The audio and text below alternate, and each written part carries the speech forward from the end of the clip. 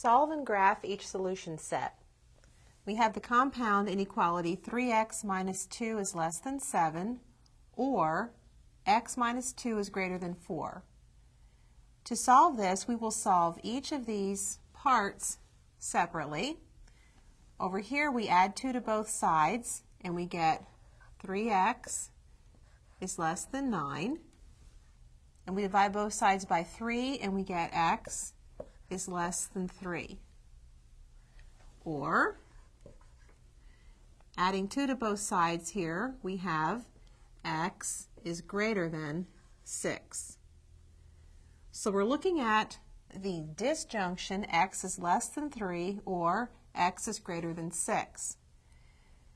In order to see what this set looks like, let's look at a number line. And the first number line we will graph the set x is less than 3. So we mark off a 3 and we shade in the set x is less than 3. On the second number line, we look at the set x is greater than 6.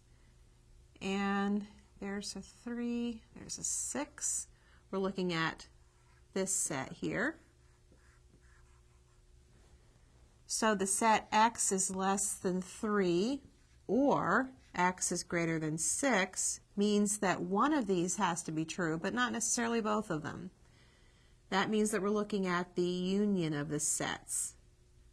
So we're looking at numbers less than 3 or greater than 6. And this would be the graph of this. It's helpful to do the graph first so that we can see if things overlap or not. And we would have basically 2 separate intervals as the solution set. So we can write that using set builder notation as the set of all x such that x is less than 3 or x is greater than 6. Or we can write that with intervals as the union of the interval from negative infinity to 3 and the interval from 6 to infinity.